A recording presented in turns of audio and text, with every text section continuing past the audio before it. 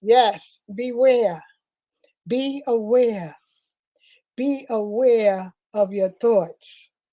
So today, I'm going to read a little bit from one of my first books. It's called Looking for Self in All the Wrong Places. It has been revised, but it's on Amazon. You'll see it when you go there. So I'm going to read an excerpt, and this one is talking about temptation. What happens when we give in to temptation? So you remember the movie The Wiz with Dorothy, Diana Ross, and Michael Jackson? Well, this book talks about the scenes in it.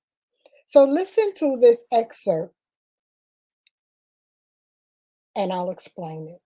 Dorothy and the lion are lured into temptation by dancing models. In life, each person's temptation will be different. Examine yourself and discover what tempts you.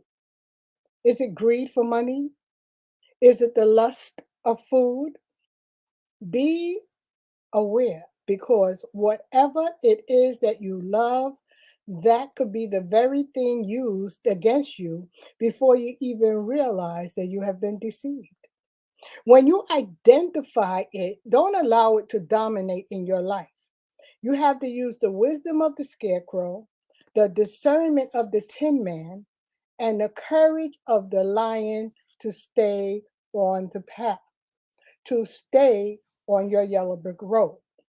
Dorothy and the lion fell off course and lost focus. They allowed themselves to become hypnotized and distracted while on their journey. How often do we do that? How often do we say we're going to do a certain thing and then something else comes up and we forget all about what we were going to do? They heard alluring music and were coaxed by the exotic dances. They stepped off of their yellow brick road before they realized what they were doing. The Tin Man, which is hearts, your heart discretion, and the Scarecrow, which is the wisdom that we all have, followed them and came to their rescue. The Scarecrow noticed almost instantly that they were deterring from their path. Imagine how many times your intuition insisted that you make a right turn, but instead you made a left turn and regretted your decision. The lion awakens and he finds Dorothy lying motionless. He feels helpless because he hadn't protected her this time. When we can't provide for our loved ones for whatever reason, we feel useless and helpless. That is why we find so many homeless people, people in mental institutions, and people on drugs. We blame ourselves, and in most cases, we blame God for our lot in life.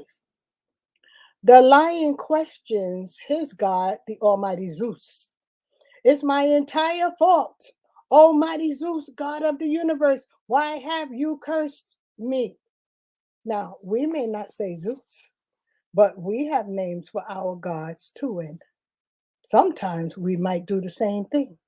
We often feel as though we've been cursed. We ask, why do I have to suffer so? Why am I poor? Why did I have to be born in this body, in this skin? Why am I not rich yet? Why was I born? Does this sound familiar to you? We have already seen that it's easy to feel separated from God, even though it is not the true case. And even though it may not seem proper, it is okay to ask questions of God. Why is this happening, Lord? Why are you allowing this to happen to me? It's okay to ask questions. God understands our misdirection, and it is only because we question that we will get answers in the first place. The lion continues, I can't even protect my friends, foolish and weak again. Let me end it all. The lion is really hard on himself, just as the scarecrow and the tin man were. This is a message that the strong must pass on to the weak. What message? That there's a place There is a place we'll go, visions of a brighter tomorrow. No fear in this place. We need to run courage. I'm standing strong and tall. Keep trying. This is a message that the strong must pass on to the weak. Stand firm and tall. Lift up your head, and even though you may fall down, you will rise. You must rise. The journey's not over just because you are tired. That's the same message in Langston Hughes' poem, Mother to Son. Don't you sit down because you're tired. Rise up. Just a little more internal work, and you will reap the genuine benefits that this life has to offer. And that goes for all of us. Refuse to accept the popular opinion that life is not fair.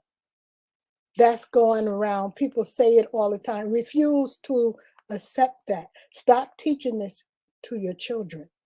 Take a course in how to know yourself, and then you will begin on your journey of self discovery. Start to read self help, psychology, and philosophy books. And don't forget the greatest book ever written, the Holy Scriptures.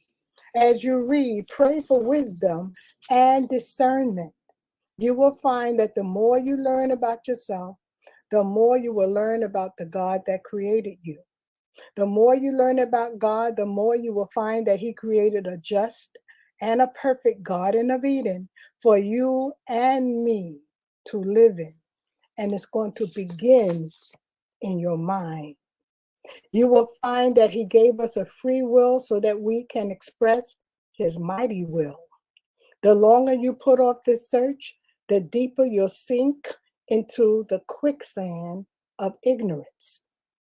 Even though you haven't arrived at that place of peace or haven't seen your daylight yet, it will definitely be obtained if you follow your yellow brick road. You will become like a tree planted by the rivers of waters. And in the words of Yolanda Adams in her song, You Gotta Believe, you will see yourself at the finish line. So this is going to be a short message. The message is do not give in to temptation. The message is hold your head up high. And with that, I am going to say shalom and peace, and I'll see you next week.